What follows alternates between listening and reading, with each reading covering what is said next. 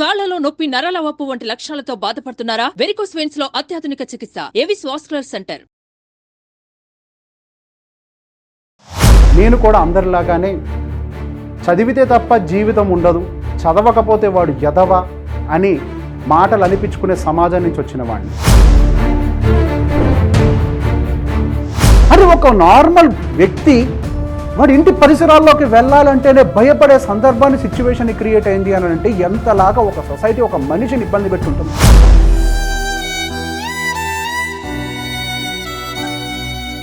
అందరిలాగే ఆలోచిస్తే మనం ఎక్కడికి వెళ్ళలేం, అక్కడే ఉంటాం, అందరితో పాటే మిగిలిపోతాం.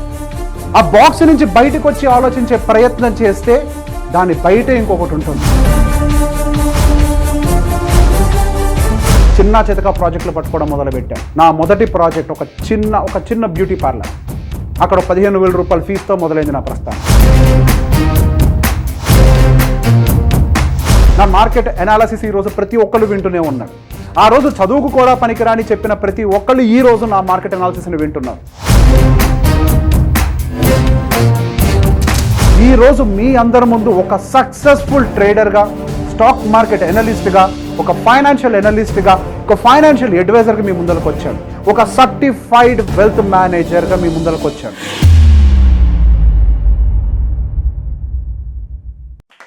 సుమన్ టీవీ ప్రేక్షకులకు నమస్కారం. నేను మీ రేవంత్ చలమల. ప్రతిరోజు నన్ను స్టాక్ మార్కెట్ విశ్లేషణలో లేదా ఒక ఫైనాన్షియల్ అడ్వైజ్డ్ బేస్డ్ వీడియోస్లోనో లేకపోతే ట్రేడింగ్ బేస్డ్ వీడియోస్లోనో చూస్తూనే ఉంటారు, వింటూనే ఉంటారు. కొన్ని లక్షల మంది నన్ను చూస్తూ ఫాలో అవుతూ ఉంటారు. ఈరోజు ప్రతి ఒక్కరు నేను ఇచ్చేటువంటి ఒక ఫైనాన్షియల్ అడ్వైజ్ని ఫాలో అయ్యే స్థాయికి నేను ఎదిగాను అని అంటే దాని వెనకాల ఖచ్చితంగా ఒక పెద్ద జర్నీనే ఉంటుంది. నేను 1991లో పుట్టాను. రెగ్యులర్ ఒక 90s కిడ్ని. నేను కూడా అందరిలాగానే చదివితే తప్ప జీవితం ఉండదు, చదవకపోతే వాడు ఎదవ అని మాటలు అనిపించుకునే సమాజం నుంచి వచ్చిన వాడిని. మనిషి యొక్క తెలివితేటలకో, మనిషి యొక్క క్యారెక్టర్కో విలువ ఇవ్వాల్సింది పోయి మనిషి కట్టుకునే బట్టకి, వాడు తిరిగే కారుకు విలువిచ్చేటువంటి ఒక సమాజం నుంచి వచ్చిన వాడిని. ఏదైనా ఒక కుటుంబం సమస్యలను ఎదుర్కొంటే భుజం తట్టి నీకు నేనున్నాను అని చెప్పకుండా వాళ్ళని విమర్శించి మరింతగా ఇబ్బంది పెట్టి ఒక ఆనందాన్ని పొందేటువంటి ఒక సాడిస్టిక్ సొసైటీలో నుంచి బయటకు వచ్చిన వాడిని. ఇటువంటి సిచ్యువేషన్స్ చాలామంది ఫేస్ చేసే ఉంటారు. సో ఇది నా ఒక్కడి కథ కాదు, నాలాంటి వాళ్ళది ఎంతోమంది కథ. కొంతమంది ఆ సిచ్యువేషన్స్కి ఎదురు వెళ్ళి పోరాడి గెలిచిన వాళ్ళు ఉంటారు, పోరాడలేక ఓడిపోయిన వాళ్ళు ఉంటారు. నేను one of the most failure student అని చెప్పాలి నా కెరియర్లో. చిన్నప్పుడు అస్సలు చదువు అబ్బేది కాదు, విపరీతంగా ఇబ్బందులు పెట్టేవాళ్ళు. ఏది నీకు చదువు రాదు, నువ్వు దేనికి పనికిరావు అని. చిన్నప్పుడు ఒక మైండ్ మెచ్యూర్ అవుతున్న టైంలో, ఒక మైండ్ పెరుగుతున్న టైంలో నువ్వు ఏదో ఒకటి చేయగలుగుతావు, ఎదగగలుగుతావు, నీ టాలెంట్ ఎక్కడో చోట ఉంటుంది, నువ్వు దాన్ని వెతికే ప్రయత్నం చేయని చెప్పకుండా నువ్వు పనికిరావు అని 1కి 10 సార్లు చెప్పి నాలో తెలియకుండానే ఒక భయం, కోపాన్ని, ఒక తెలియని కోపాన్ని నింపి బయటికి వదిలింది ఈ సొసైటీ. నా స్కూల్ ఎడ్యుకేషన్ అంతా కూడా అసలు పాస్ అవ్వటమే కష్టం అన్నటువంటి సిచ్యువేషన్స్ నుంచే బయటకు వచ్చా. ఎప్పుడో 7th క్లాస్లో పాస్ అయ్యా. ఆ తర్వాత ఎప్పుడో మళ్ళీ నేను 10th క్లాస్లో పాస్ అయ్యా. Just 301 mark. నేను గర్వంగా చెప్తా, 301 మార్కుతోటే పాస్ అయ్యా. అందరికీ చాలామంది మా ఫ్రెండ్స్ అందరూ కొంచెం నవ్వుతూ మాట్లాడుతూ ఉంటారు, అందరిలో లీస్ట్ మార్క్ మా వాడు ఒక్కడికే వచ్చింది, అది 301 మార్క్ అని. కానీ ఈరోజు నేను గర్వంగా చెప్తా, నేను 301 మార్కుతోటి పాస్ అయినటువంటి ఒక స్టూడెంట్ని, ఒక నార్మల్ స్టూడెంట్ని. నేను ఏ ఊర్లో అయితే నా చైల్డ్ ఎడ్యుకేషన్ అంతా కంప్లీట్ చేశానో ఆ ఊర్లో నాకు ఎదురైనటువంటి సందర్భాలు నన్ను ఎంతలా కించపరిచాయనంటే 7వ తరగతిలో ఆ ఊరు నుంచి బయటకు వచ్చిన తర్వాత దాదాపుగా 15 సంవత్సరాల వరకు కూడా మళ్ళీ ఆ ఊర్లోకి అడుగుపెట్టే ప్రయత్నం కూడా నేను చేయలేదు. పొరపాటున నేను ఒక దేవుడి దర్శనం కోసం ఊరిని దాటి గుడికి వెళ్ళే ప్రయత్నం చేసిన బస్సులో నుంచి, కిటికీలో నుంచి ఆ ఊరు గాలి కానీ ఆ ఊరిని చూడాలన్నా కూడా భయపడే సిచ్యువేషన్ క్రియేట్ చేసింది ఈ సొసైటీ. ఏమీ తెలియని నాకు వీడు ఎదవా అని చెప్పి ప్రతి ఒక్క దానికి నన్ను నిందించి ఇబ్బంది పెట్టి మానసికంగా ఒక తెలియని కోపానికి లోను చేసి, బాధకు లోను చేసినటువంటి ఆ సొసైటీ నుంచి ఒక్కసారి బయటికి వచ్చిన తర్వాత మళ్ళీ ఆ ఊరిలోకి వెళ్ళడానికి 15 సంవత్సరాలు పట్టింది. 15 సంవత్సరాలు. అందుకే నేను ఆ ఊరు పేరు చెప్పదలుచుకోవట్లేదు, ఏ ఊరు నుంచి వచ్చాను అనేది. అది ఆ ఊరని కాదు, మన భారతదేశంలో చాలామంది అదే సిచ్యువేషన్లోనే ఉంటారు ఆ టైంలో. మేబీ 10th క్లాస్లో అతి కష్టం మీద పాస్ అయ్యాను. ఇంటర్మీడియట్ కాలేజ్లో నన్ను జాయిన్ చేసే ప్రయత్నం చేస్తున్నారు మా నాన్నగారు. నేను హార్డ్లీ 301 మార్కుతోటి పాస్ అయ్యాను. సహజంగా నా అలాంటి వాడిని అక్కడ లోకల్ ఏదో ఒక ఇంటర్మీడియట్ కాలేజ్లో ఒక 10,000 రూపాయల ఫీజుకి జాయిన్ చేస్తూ ఉంటారు. కానీ మా నాన్నగారు వెరైటీగా నన్ను హైదరాబాద్ తీసుకొచ్చి శ్రీ చైతన్య జూనియర్ కాలేజ్లో జాయిన్ చేశారు. సుమారుగా ఆ రోజుల్లోనే 60,000 రూపాయల ఫీజు, దాదాపుగా 1,20,000 రూపాయలు 2 సంవత్సరాలకు కలిపి. నాకు బేసిక్ ఎడ్యుకేషన్ మీద ఇంట్రెస్ట్ లేకుండా చేశారు, నాకు లేదు కాదు. వాళ్ళకి నాకు చెప్పడం రాక, ఒక స్టూడెంట్కి అందరు స్టూడెంట్స్కి అర్థమయ్యేలా చెప్పడం రాక నాకు ఎడ్యుకేషన్ నాకు రాదు అని చెప్పి అసలు నాకు ఇంట్రెస్టే లేకుండా చేశారు. నన్ను తీసుకొచ్చి ఒక బోర్డింగ్ కాలేజ్లో పడేశారు హైదరాబాద్లో. చదువు మీద ఎటువంటి ఇంట్రెస్ట్ లేదు, అసలు హాస్టల్లో ఉండాలని ఇంట్రెస్టే లేదు. బయటికి వెళ్ళి అందరిలాగా డే స్కాలర్ లాగా నేను కూడా ఎంజాయ్ చేయాలి అనే ఫీలింగ్లో ఉండేది. మా నాన్నగారు ఎప్పుడు నేను ఫోన్ చేస్తూ ఇక్కడ ఉండను, నేను ఇక్కడ నుంచి బయటకు వచ్చేస్తాను, నేను అసలు ఇక్కడ ఉండను అని చెప్పి విపరీతంగా బాధ పెట్టేవాడిని. మా నాన్నగారు ఒకరోజు హైదరాబాద్ వచ్చారు. నన్ను బయట కూర్చోబెట్టుకొని నా మీద చెయ్యేసి, నిన్ను ఈ కాలేజీలో జాయిన్ చేసేటప్పుడు ప్రతి ఒక్కళ్ళు నువ్వు ఒక ఎదవ మీద డబ్బులు ఖర్చు పెడుతున్నావు, వాడి మీద పెట్టిన ఒక్క రూపాయి కూడా తిరిగి రాదు. వాడిని ఇక్కడే ఎక్కడో ఒక 10,000 రూపాయల కాలేజీలో జాయిన్ చేసి ఉంటుంటే నీకు డబ్బులన్నా మిగులుంటే కనీసం, వాడు ఏదో ఒక వ్యాపారం పెట్టుకున్నాడు తర్వాత. అట్లాంటిది వాడి మీద నువ్వు 1,00,000 రూపాయలు తగలేస్తున్నావు, అవి ఎందుకు పనికి రావు అని చెప్పి అందరూ అంటున్నారు. కానీ నేను నమ్మాను, నీకు ఇది ఒక టర్నింగ్ పాయింట్గా మారుతుంది, నువ్వు ఇక్కడికి వచ్చిన తర్వాత డెఫినెట్గా చదువుతాను నేను నమ్మాను. ఈ రోజు నువ్వు ఇట్లా మాట్లాడుతుంటే వాళ్ళందరి మాటలు నిజం చేస్తావేమో అని చెప్పి నాకు భయం వేస్తుంది అని చెప్పి ఒక మాట చెప్పారు. నేను ఆ రోజు అనుకున్నా, ఈ మాట నేను ఖచ్చితంగా నిజం చేయను. ఇప్పటిదాకా నన్ను అందరూ కించపరిచారు, ఇక మీదట నేను ఆ సిచ్యువేషన్ తెచ్చుకోను అని గట్టిగా నిర్ణయించుకున్నాను. కానీ అది నా అదృష్టమో, అది ఏ రూపంలో నాకు తగిలిందో నాకు తెలియదు. కానీ Shri Chaitanya junior college Hyder Nagar campus, ఆ క్యాంపస్కి ఒక రూల్ ఉంది, స్టూడెంట్ని ఎట్టి పరిస్థితుల్లో తిట్టకూడదు, స్టూడెంట్ని ఎట్టి పరిస్థితుల్లో కొట్టకూడదు. వాడు చదివినా చదవకపోయినా వాడిని ఏమంటానికి వీలు లేదు. అక్కడ స్టూడెంట్కి కూడా ఒక రూల్ ఉంటుంది, నువ్వు కావాలంటే చదవకుండా సైలెంట్గా కూర్చో, కానీ నిద్రపోవద్దు, క్లాస్లో మౌనంగా కూర్చో, పక్కన నుండి డిస్టర్బ్ చేయొద్దు. ఇది ఒక్కటే రూల్ పెట్టేవాళ్ళు. ఒక 4 రోజులు, వారం రోజులు, 10 రోజులు గడిచిపోయింది సైలెంట్గా కూర్చొని. ఎన్ని రోజులు సైలెంట్గా కూర్చుంటాం? 11వ రోజు 12వ రోజు నేను కూడా పుస్తకం వైపు చూడడం మొదలుపెట్టాను. చిన్నగా ఒక్కొక్క పేజీ తిరగేయటం మొదలుపెట్టాను, చదవటం మొదలుపెట్టాను. కానీ నా బుర్రకు ఎక్కలేదు. అప్పటిదాకా చదవంది సడన్గా ఎలా ఎక్కుతుంది? నిదానంగా పక్కన కూర్చొని పెట్టుకొని ప్రతి ఒక్క విషయాన్ని ఎక్స్ప్లెయిన్ చేసే ప్రయత్నం చేశారు. అప్పటికీ నా బుర్రకు ఎక్కలేదు. అనుకోకుండా కాలేజీలో ఒక చిన్న గొడవ జరిగింది నాకు జూనియర్ లెక్చరర్కి. ఆ కోపంలో నాకు తెలియకుండానే అద్దాలు పగలు కొట్టేశాను. ఆ రోజు సహజంగా ఆ టైంలో అట్లాంటి పరిస్థితుల్లో ఎవరైనా కానీ అక్కడ ఉన్నటువంటి స్టాఫ్ అందరూ స్టూడెంట్ని విపరీతంగా కొట్టిపడేసేవాళ్ళు. కానీ నన్ను పక్కన కూర్చోబెట్టుకొని పగలు కొట్టే నీ చేతికి దెబ్బ తగిలింది అని చెప్పి ఆయింట్మెంట్ రాస్తూ నా భుజం మీద చెయ్యేసి, అక్కడ ఉన్నటువంటి ఒక ప్రిన్సిపల్ సార్ నా భుజం మీద చెయ్యేసి, నాన్న నీకెందుకు నాన్న ఇంత కోపం, నీకేంటి సమస్య, నువ్వు ఎందుకు చదవలేకపోతున్నావు, అందరిలాగే నువ్వు కూడా కదా, నువ్వు ఎందుకు చదవలేకపోతున్నావు అని చెప్పి ప్రతి ఒక్క విషయాన్ని నా దగ్గర నుంచి అడిగి తెలుసుకొని నాకు కౌన్సిలింగ్ ఇచ్చి మళ్ళీ క్లాస్ రూమ్లోకి పంపించారు. అరే నాతో ఇప్పటిదాకా ఎవరు ఇట్లా మాట్లాడలేదే, ప్రతి ఒక్కరు నన్ను కొట్టి చెప్పే ప్రయత్నం చేశారు, తిట్టి నన్ను విమర్శించే ప్రయత్నం చేశారు. కానీ పక్కన కూర్చోబెట్టుకొని ఇప్పటిదాకా ఒక గురువు నాకు, నరే నువ్వు కూడా చదవగలుగుతావు, అది పెద్ద విషయమేం కాదు, నువ్వు ఒక్కసారి దాని వైపు చూడు, పుస్తకం వైపు అని చెప్పే ప్రయత్నం చేశాడు. చూసారా, అక్కడ అసలు చదవటం అంటే అలవాటుగా మారిపోయింది. అసలు పాస్ అవ్వటమే కష్టమన్న స్టేజ్ నుంచి డిస్టింక్షన్లో పాస్ అయ్యే స్టేజ్ వరకు తీసుకొచ్చారు, ఒక్కసారి కూడా మీద చెయ్యకుండా. అక్కడున్న ప్రతి ఒక్క లెక్చరర్, అక్కడ ఉన్నటువంటి ప్రతి వార్డెన్ నా మైండ్లో, ఇంకా వాళ్ళ ఫేస్ నా ముందు నా మైండ్లో తిరుగుతూనే ఉంటాయి. అనుకోకుండా ఆరోగ్య పరిస్థితులు బాగోక నేను ఏదో ఫెయింట్ అయి పడిపోతే కాలేజ్లో సహజంగా జరిగేది, ఫుడ్ సరిగా లేక XYZ పడిపోతూ ఉంటాం తినక సరిగ్గా. అక్కడ ఉన్నటువంటి ఒక క్యాంపస్ ఇన్ఛార్జ్, ఆయనకే నాకు మంచి పరిచయం, నేను సరిగ్గా చదవను, కోపిష్టి.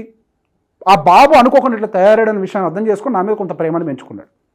అట్లా పడిపోతే కళ్ళు తిరిగి పడిపోతున్నాయి, చెవులు వినిపిస్తున్నాయి. అరే రేవంత్ లేరా లేరా లేరా లేరా లేరా లేరా అని చెప్పి లేపుకుంటూ చేతుల్లో మోసుకుంటూ హాస్పిటల్ దాకా పరిగెట్టాడు. నాకు అర్థం కాలే, ఏంటి ఒక క్యాంపస్ ఇన్ఛార్జ్ నాకు ఆయనకి ఎటువంటి సంబంధం లేదే, ఇంతలా నా మీద ప్రేమ పెంచుకున్నారే, నేను వాళ్ళ కోసం ఏం చేయగలుగుతాను, ఇప్పటిదాకా నా మీద ఎవరా ప్రేమ చూపించలేదే, నేను ఆ రోజు చదవలేదు, ఈ రోజు చదవలేదే, కానీ వీళ్ళందరూ నా మీద ఇంత నమ్మకాన్ని పెంచుకున్నారే, నేను ఖచ్చితంగా ఏదో ఒకటి చేయాలి అని చెప్పి, డిసిప్లిన్డ్గా ఉండాలి అని చెప్పి ఒక అడుగు ముందలకేయటం మొదలుపెట్టాను, చదవటం మొదలుపెట్టాను. నా చేతికి ఎన్నడూ మైక్ ఇచ్చి మాట్లాడించిన సందర్భాల్లో ఎప్పుడు నా ప్రీవియస్ డేస్లో. అట్లాంటిది 2500 మంది క్యాంపస్ ముందు ఇండిపెండెన్స్ డే రోజు మొదటగా నా చేతికి మైక్ ఇచ్చారు. స్వతంత్రం గురించి మాట్లాడరా నువ్వు ఇప్పుడు అని. వాళ్ళు గుర్తించారు నేను బాగా మాట్లాడగలను, బాగా విశ్లేషించగలను అని. ఆ రోజు తెలిసింది నేను ఎంతమంది ముందైనా కానీ అనర్గళంగా మాట్లాడగలను, అది నా బలం అని. ఆ రోజు గుర్తించారు నన్ను. అక్కడ మొదలైన నా మైకుతో పట్టుకొని మాట్లాడే ప్రస్థానం ఈ రోజుటి వరకు కూడా ఆగలేదు. నా ఇంటర్మీడియట్ సక్సెస్ఫుల్గా కంప్లీట్ అయిన తర్వాత ఆర్కిటెక్చర్లో యూనివర్సిటీ క్యాంపస్లో డైరెక్ట్గా సీట్ వచ్చింది. నాగార్జున యూనివర్సిటీ క్యాంపస్లో సీట్ వచ్చింది. అక్కడ కూడా నేను ఒక సక్సెస్ఫుల్ యూనివర్సిటీ లీడర్గా ఎదుగుతూ వెళ్ళిపోయాను. అక్కడ కూడా ఎన్నో సమస్యలు. ఇప్పుడు ఒక ఊరికి వెళ్దాము అని అంటే అక్కడికి వెళ్తే నిందలు ఎదుర్కోవాలి. నాకు సొసైటీ మీద విరక్తి పుట్టిన సిచ్యువేషన్ని క్రియేట్ చేశారు. సెలవులు వచ్చిన ఊరికి వెళ్లకుండా హాస్టల్లో కరెంటు బంద్ చేసినప్పటికీ కూడా నేను అదే హాస్టల్లో కరెంటు ఉన్నా లేనప్పటికీ నేను అదే హాస్టల్లో ఉండేవాడిని. మెస్ కూడా బంద్ చేసి ఉండేది. అటో ఇటో అక్కడికో ఇక్కడికో వెళ్ళి ఏదో తింటూ హాస్టల్లో హాలిడేస్ డేస్ అని గడిపేసేవాడిని.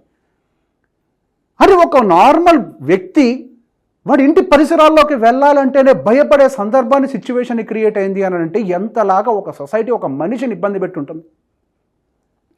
ఆ రోజు జరిగింది నా మంచిగా అయి ఉండొచ్చు. వాళ్ళందరూ తప్పు అని ప్రూవ్ చేయాలి అని చెప్పి ఒక అవకాశం తీసుకోవాలనుకున్నాను. చదివాను, ఆర్కిటెక్చర్ పూర్తయిపోయింది. అక్కడున్నప్పుడు కూడా ఎప్పుడు నా నాయకత్వ లక్షణాలు వదులుకోలేదు. ఈ మైక్ పట్టుకొని మాట్లాడే ఈ క్వాలిటీ అనేది ఎన్నడూ నేను వదులుకోలేదు. నాయకుడిగా ఎదుగుతూనే ఉన్నాను. ఇక నుంచి నేను తల దించుకోవడం కాదు, తల ఎత్తి మాత్రమే ప్రయాణించాలని నిర్ణయించుకున్నాను. నన్ను తల దించే ప్రయత్నం చేసిన ప్రతి ఒక్కరికి సమాధానం చెప్పాలని నిర్ణయించుకున్నాను. ఆర్కిటెక్చర్ సక్సెస్ఫుల్గా పూర్తయిపోయింది. ఇంకా లాస్ట్ 1 year మాకు ఇంటర్న్షిప్ పీరియడ్ ఉంటుంది. ఇక్కడి నుంచి నా అసలు లైఫ్ అనేది టర్న్ అవటం మొదలైంది. ఇంటర్న్షిప్ అంటే సహజంగా మార్నింగ్ 5 to ఈవినింగ్ 6 వరకు ఏదో ఒక పెద్ద ఆర్కిటెక్చర్ ఫర్మ్లో వర్క్ చేసి పని నేర్చుకుంటూ ఉంటాం. అదే టైంలో నేను ఆఫీస్ స్టార్ట్ చేసేయాలని, వ్యాపారస్తుని అవ్వాలి, ఎటువంటి పరిస్థితుల్లో నేను ఉద్యోగం చేయకూడదని నిర్ణయించుకున్నాను. సహజంగా 90s కిడ్స్ అందరికీ వాళ్ళ పేరెంట్స్ అందరూ చెప్పే ఉంటారు, ముందు ఉద్యోగం చేయండి. అలానే మా నాన్న చెప్పారు. కానీ ఒక్కసారే చెప్పారు, లేదు నేను ఉద్యోగం చేసిన జీవితం మారదు, నేను ఖచ్చితంగా వ్యాపారం చేయాల్సిందే, నేను ఈ ఫీల్డ్లో నేను ఫోమ్ ఎస్టాబ్లిష్ చేయాల్సిందే అని చెప్పి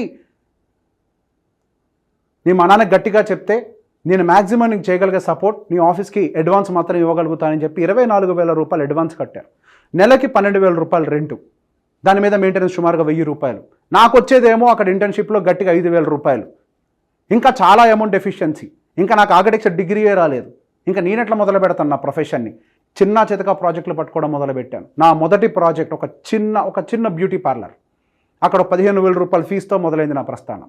అక్కడి నుంచి నేను గవర్నమెంట్ ఆఫ్ తెలంగాణ హెల్త్ డిపార్ట్మెంట్కి ఎంపానల్డ్ ఆర్కిటెక్ట్గా మారాను. ఎన్నో గవర్నమెంట్ ఫెసిలిటీస్ని అద్భుతంగా చేంజ్ చేశాను. ఒక గవర్నమెంట్ ఎంపానల్డ్ ఆర్కిటెక్ట్గా ఇండివిజువల్గా ఎదగడం మొదలుపెట్టి ఏమి చదవడం కూడా చేత కాని వాడు ఒక గవర్నమెంట్ హాస్పిటల్స్కి ఎంపానల్డ్ ఆర్కిటెక్ట్గా మారి వైద్య రంగంలోనే చాలా దయనీయ పరిస్థితులు ఉన్నటువంటి హాస్పిటల్స్ని కార్పొరేట్ వైద్య సేవలు అందించే లుక్లోకి తీసుకొచ్చే ప్రయత్నం చేశాం మా ఆర్కిటెక్చర్ స్కిల్స్ తోటి. కానీ అప్పటికీ నాకు సాటిస్ఫాక్షన్ లేదు, ఎక్కడో కొరత, ఏదో మిస్ అవుతుంది అని చెప్పి అప్పుడు మా నాన్నతో మాట్లాడాను. ఏమీ లేని దాని నుంచి నువ్వు ఇంత దూరం ప్రయాణించావు, నీకేం కావాలో ఐడెంటిఫై చేసే ప్రయత్నం చేయి, నువ్వు అద్భుతంగా అనాలిసిస్ చేయగలుగుతావు, నీకు ఆల్రెడీ స్టాక్ మార్కెట్ గురించి అవగాహన కూడా ఉంది అని చెప్పి మాకు గురువు గారు కూడా ఒకసారి సలహా ఇచ్చారు. ఆయన ఇచ్చిన సలహా మా నాన్నగారితో మాట్లాడిన తర్వాత, సహజంగా స్టాక్ మార్కెట్ అని అంటే నీకెందుకు రా పిచ్చి రంగం అని చెప్పి అందరూ అంటుంటారు, కానీ ఆ రోజు మా నాన్నగారు నన్ను అందులో బాగా ప్రోత్సహించారు. అడుగు పెట్టాను, కష్టాలు పడ్డాను, విపరీతంగా ట్రేడర్గా డబ్బులు నష్టపోతున్నాను. నీ అందరిలాగా లక్షల రూపాయలు తీసుకొచ్చి ఒకేసారి పెట్టలేదు.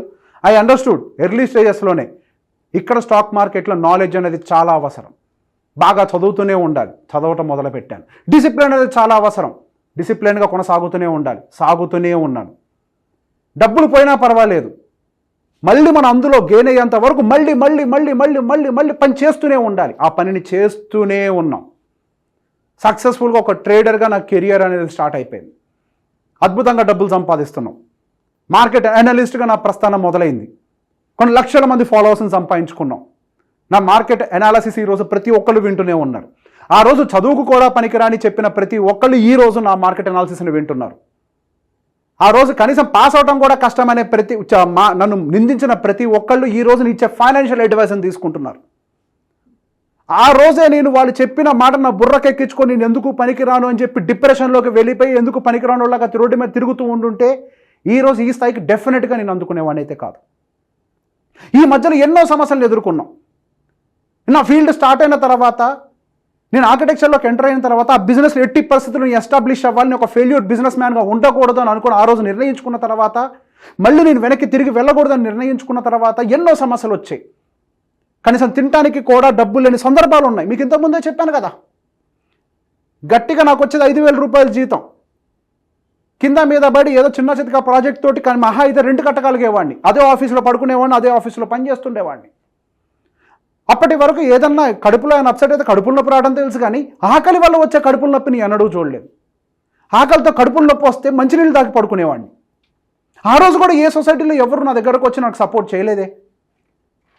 అప్పుడే అనుకున్నాను, స్టాక్ మార్కెట్లోకి వచ్చేటప్పుడు నేను నిందిస్తారా అని మరి కొంతమంది చెప్పినప్పుడు, వీడు ఒక పనికిమాల దాంట్లోకి వస్తున్నాడు అని చెప్పి అందరూ నిందిస్తారు అనుకున్నప్పుడే నేను అన్నాను.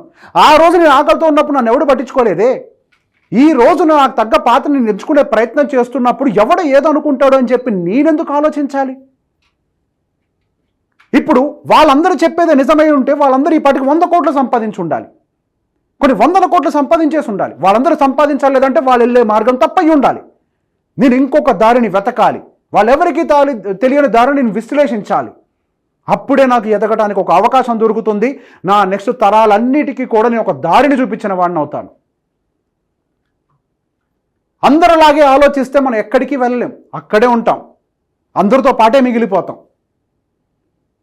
ఆ బాక్స్ నుంచి బయటకు వచ్చి ఆలోచించే ప్రయత్నం చేస్తే దాని బయటే ఇంకొకటి ఉంటుంది. ఇందులో గెలవడం కష్టమని చెప్పిన ప్రతి ఒక్కరికి ఒక మాట చెప్పాను నేను, నీ సంకల్పం గొప్పదైతే ప్రపంచమంతా ఏకమై నేను ఖచ్చితంగా గెలిపిస్తుంది అని. చుట్టూ ఉండే పరిసరాలు, అక్కడ ఉన్నటువంటి సిచ్యువేషన్స్ అన్ని కూడా నీకు ఫేవరబుల్గా మారిపోతే ముందు నువ్వు బలంగా నమ్ము. నేను నమ్మే బలంగా that I will become a financial specialist, I will become a stock market analyst, నేను ఒక మంచి ట్రేడర్గా ఎదుగుతాను బలంగా నమ్మాను. నా చుట్టూ ఉండే ప్రతి ఒక్క సిచ్యువేషన్ నాకు అనుకూలంగా మారటం మొదలుపెట్టింది. ఫస్ట్ ఆలోచించడమే నీకు చేత కాదు, నా వల్ల కాదు, ఇది ఒక స్పెక్యులేషన్ ఫీల్డ్, ఇది అర్థం చేసుకోవడం కష్టము అని చెప్పి నేను వెనకాలే ఆగిపోయి ఉంటే నాకు వచ్చే రిజల్ట్స్ కూడా అలానే ఉండేయేమో. డబ్బులు సంపాదించడం సాధ్యం కాదు, ఆకాశానికి పేక మెడలు కట్టద్దు, ఈ మాటలన్నీ వినే ఉంటారు. అరే నీకు ముందంటూ ఒక డ్రీమ్ అంటూ ఉంటే, నీ నిచ్చెన అనేది ఆకాశానికి వేసి ఉంటే నువ్వు సగమైనా ఎక్కుతావు. నీ నిచ్చెన 5వ ఫ్లోర్కి కూడా ఎక్కకపోతే నువ్వు 2 ఫ్లోర్లు కూడా ఎక్కవు. నేను నా నిచ్చెన వేసా 5 ఫ్లోర్లకు కాదు, ఆకాశానికి వేసా. కనీసం ఇప్పుడు ఒక పావంత దూరం ప్రయాణించే ప్రయత్నం చేశా. Always have a bigger dream. ఒక కళ అనేదే లేకపోతే నీ ఫ్యూచర్లో ఏం చేయాలనుకుంటున్నావు కూడా నీకు ఒక క్లారిటీ ఉండదు. నీ కళే నీకు ఒక ఫ్యూచర్ గైడెన్స్గా మారుతుంది. నువ్వు ఎక్కడికి రీచ్ అవ్వాలనేది నీ కళ చెప్తుంది. కళ కనటం మానేసిన వాడి జీవితాన్ని అక్కడే వదిలేస్తాడు. కళ కన్నవాడు మాత్రమే వాడి కళని సహకరించుకోవటం కోసం ప్రయాణం చేస్తూనే ఉంటాడు. నీ కళ ఎక్కడ ఉండాలి అని అంటే, ఈ ప్రపంచంలో నీ ఫీల్డ్లో ఎవడైతే టాప్ మోస్ట్ పర్సన్ ఉంటాడో వాడిని దాటిపోయేలాగా నీ కళ ఉండాలి. వాళ్ళని నీ కాంపిటీటర్ అయి ఉండాలి. ఈ వరల్డ్లో ఉండే టాప్ పర్సన్, నీ ఫీల్డ్లో నీ వరల్డ్లో ఉండేటువంటి టాప్ పర్సన్ నీ కాంపిటీటర్గా నువ్వు ఎప్పుడైతే నమ్ముతావో, నువ్వు వాళ్ళని దాటే ప్రయత్నం చేస్తావో, నువ్వు అప్పుడు వాళ్ళలాగా ఆలోచిస్తావు, వాళ్ళని దాటే ప్రయత్నం చేస్తావు, కనీసం కొంత దూరం వెళ్తావు. ఈ పిచ్చి సామెతలను వదిలేయండి. పేక మెడలు కట్టొద్దు, కట్టాలయ్యా. ఆశ లేకపోతే మనిషి ఎక్కడికి ఎదుగుతాడు? నా చుట్టూ ఉండే ప్రతి ఒక్కరికి చెప్తాను, మనిషిని బతికించేదే ఆశ. ప్రతి ఒక్కరు చెప్తూ ఉంటారు పేక మెడలు కట్టొద్దు అని. మనిషికి ఆశే లేకపోతే మనిషి ఎక్కడికి ప్రయాణం చేస్తాడు? రేపు అన్న దాని మీద ఒక ఆశ ఉండాలి, జీవితానికి ఒక ఆశయం ఉండాలి.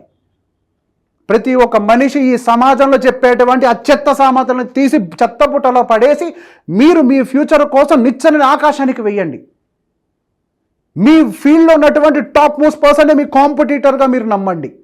వాళ్ళని బీట్ చేయడం కోసం వాళ్ళు వేసే స్ట్రాటజీలతో కంపేర్ చేస్తే బెటర్ స్ట్రాటజీస్ని బిల్డ్ చేసే ప్రయత్నం చేయాలి. ఆ పని నేను చేశాను, ఆ పనినే నేను ప్రయత్నం చేశాను. ఈరోజు మీ అందరి ముందు ఒక సక్సెస్ఫుల్ ట్రేడర్గా, స్టాక్ మార్కెట్ ఎనలిస్ట్గా, ఒక ఫైనాన్షియల్ ఎనలిస్ట్గా, ఒక ఫైనాన్షియల్ అడ్వైజర్గా మీ ముందరకు వచ్చాను. ఒక సర్టిఫైడ్ వెల్త్ మేనేజర్గా మీ ముందరకు వచ్చాను. అసలు ఏమీ చదవడం రాని దగ్గర నుంచి ఆర్థిక వ్యవస్థలో నేను కూడా ఎదుగుతున్నాను. ఈ ప్రపంచాన్ని శాసించే ఈ స్టాక్ మార్కెట్లో ఎనలిస్ట్గా నేను ఎదుగుతున్నాను అనంటే దానికి గల కారణం ఇంకన్న కళ. ప్రతి ఒక్క సామాన్యుడికి ఉండే హక్కు కళ కనటం. కళ కంటూనే ఉండండి. నా ఈ జర్నీని ఇక్కడతోటి ఆపను, మరింత దూరం తీసుకెళ్లే ప్రయత్నం చేస్తాను. మధ్యలో ఎటువంటి సమస్యలు వచ్చినా కానీ నా తల పైకే ఉంటుంది. నా తలని ఎప్పటికీ కిందకి దింపాను. నా ఈ జర్నీకి సపోర్ట్ చేస్తున్న వాళ్ళందరికీ, నా ఫ్యామిలీకి, నన్ను ఫాలో అవుతున్న వాళ్ళకి, నన్ను ఆదరిస్తున్న వాళ్ళందరికీ ధన్యవాదాలు. సుమన్ టీవీలో మీ పర్సనల్ అండ్ బిజినెస్ ప్రమోషన్స్ కోసం కింది నెంబర్కి కాంటాక్ట్ చేయండి.